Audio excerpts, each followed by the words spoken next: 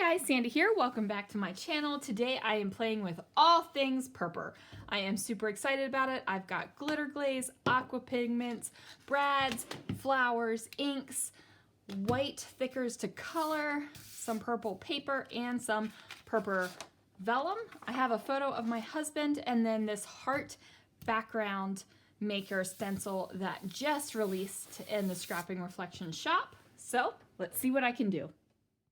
Alright guys, the first thing I did was grabbed my media mat so that I could be careful and not get any of this ink all over my grid mat. However, I am not that careful where I don't put down the purple tape to hold down my stencil to the paper.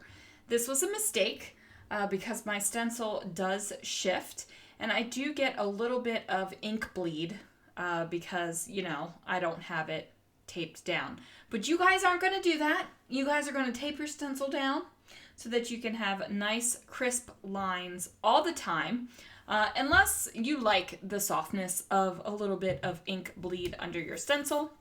Now, most of the time, the bleed out from under a stencil doesn't really bother me. In this case, it doesn't really bother me either, especially because I am adding things to the stenciled area. So I'm not stressing about it, but if this is something that would stress you out, make sure that you use your purple tape and hold it down. Now I am using a smaller blending brush, so I am getting less ink onto my paper than if I used one of the larger ones. But you know, I have blending brushes for specific colors, and my purple one is a little blending brush, so that's just the way it is. Confession, you guys, I have never washed my blending brushes because I keep them, each blending brush has its own color. So yeah, I kind of rub it off onto a microfiber cloth to get like excess ink off, but I've never actually washed it, even though I have a blending brush washing tool to do it with. I'm going to have to do that and see what happens. We'll just have to try that out. So this stencil is definitely my favorite one from this release. I just think it is wicked cool, and you can flip it over so that the gap is someplace else. You could duplicate it. You could move your hearts around so you could fill in more area if you wanted that. You could even fill in less area if you wanted a super thin heart line.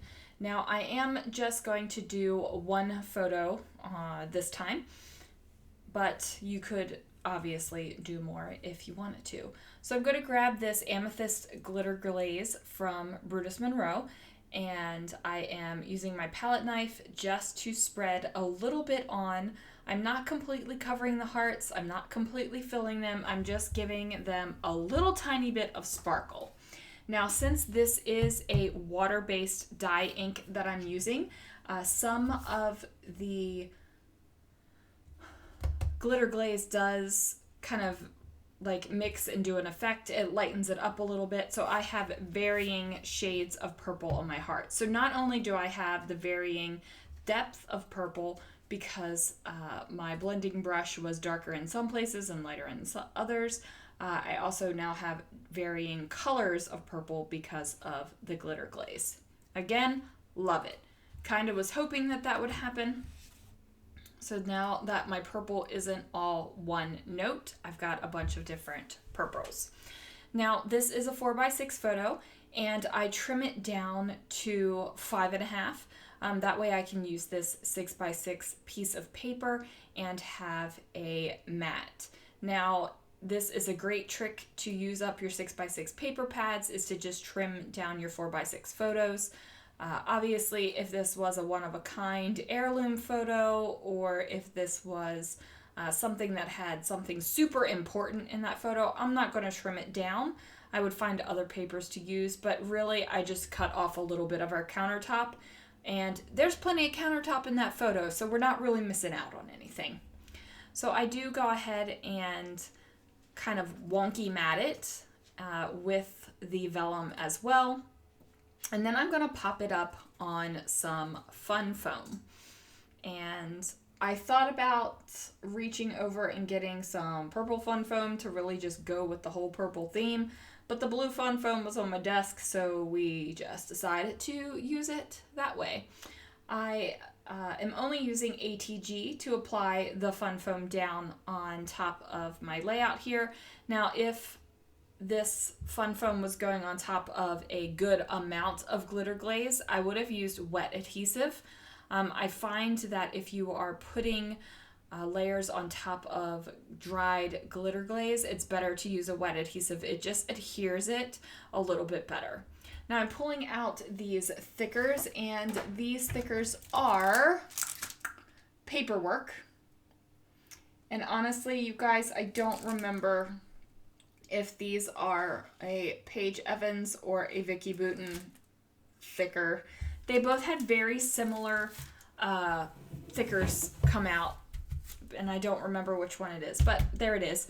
It does have kind of like a newsprint in a gray on top of it, so it does have a little bit of an effect. I am going to go ahead and use this violet aqua pigment. Now this is a newer color from Brutus Monroe. Aqua pigments are basically watercolors. They're specially formulated to blend, and they really do. You can dilute it, you can use it straight up, whatever you need to do. I am using it straight up with a very thin brush. This is a 0 brush. It was one of my mom's brushes that she gave me. And I find that it's super easy to use when you're filling in little thin areas like this. So the only thing I'm doing is making sure that the paint stays within the black line of the thicker. And let me pull out these thickers real quick. Yeah, they are a matte finish. They're like a papery finish on top.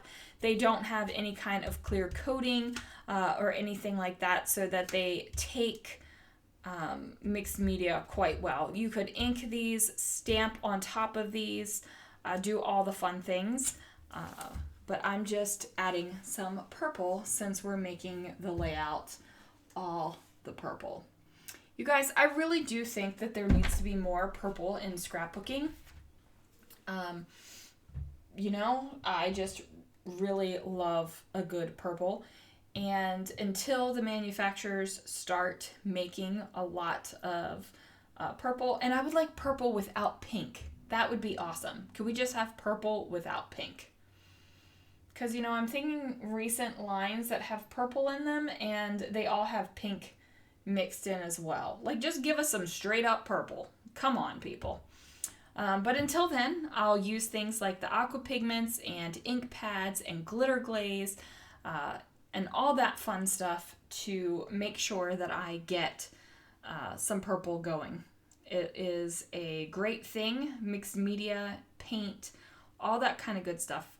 You can use it to alter the stuff you already have to get the color that you really want. Of course, you could also buy purple thickers if they even have them available. I actually went through my thickers and was flipping through, but I don't have any purple thickers.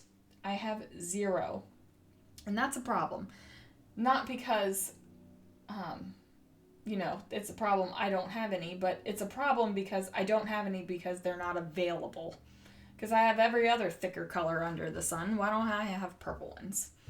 So now I'm going to basically let that dry, but it's drying as I'm working. Like I said, it doesn't have a coating on it, so it's soaking in quite well.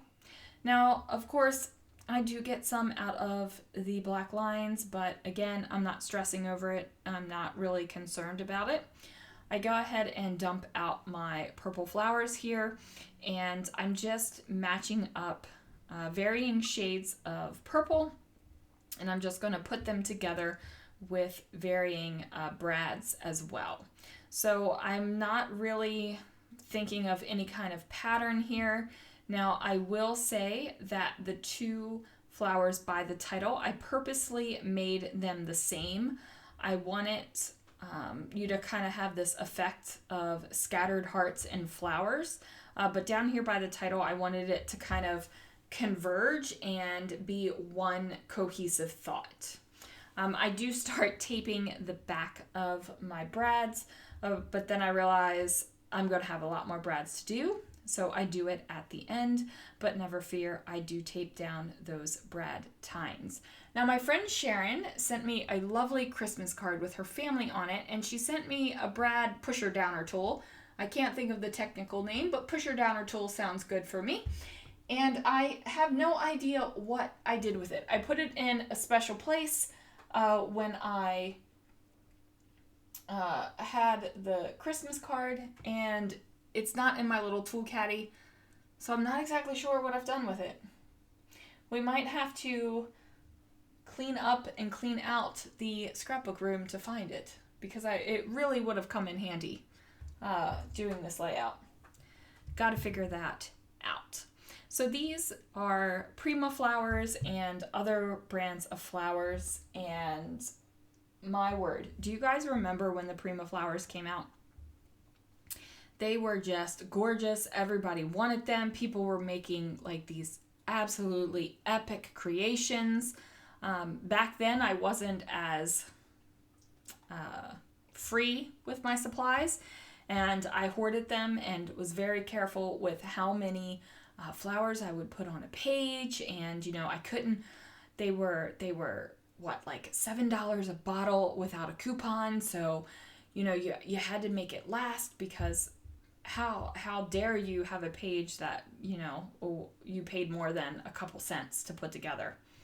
Now I've totally thrown that philosophy out the door, because if I like a product, I'm going to use the product. So what's the sense of liking it and buying it if you're not going to use it and it's just going to sit in your room? Now, if you want products just to sit in your room to look pretty, then go for it. But, I don't want the products just to sit in my room and look pretty. I want to go ahead and use them.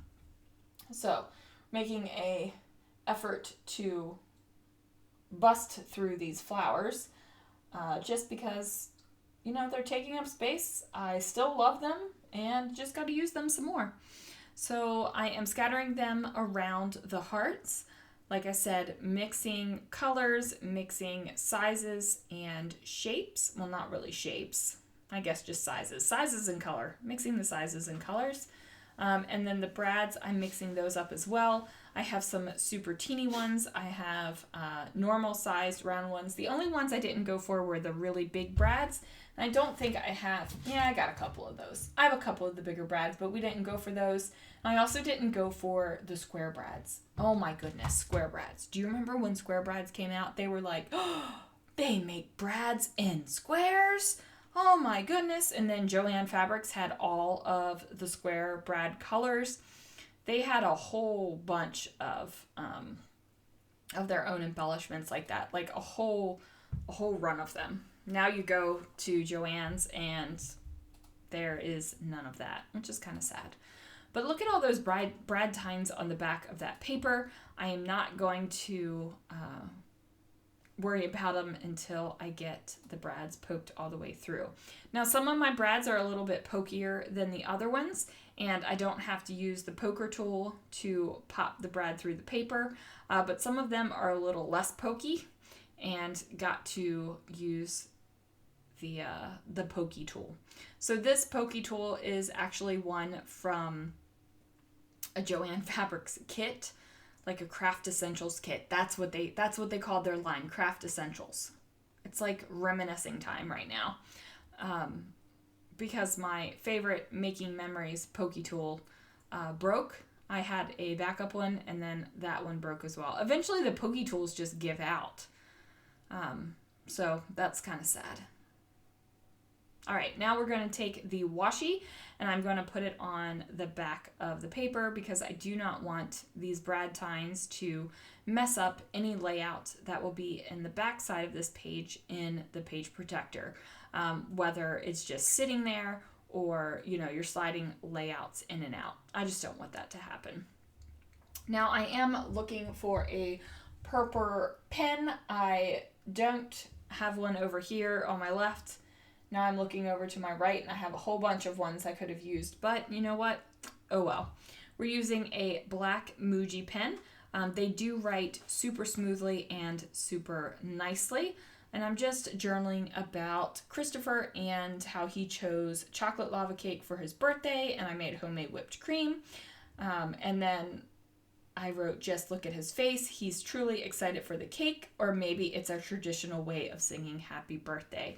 So if you have ever been around our family when we sing happy birthday, I am sorry. But we screech and hoop and holler and have a grand old time. And that's just the way we do it around here. So there it is, you guys. Thank you much. Thank you much. Yeah, thank you much, guys. I'll have some links down below for the stencil, and I will see you again real soon for another video.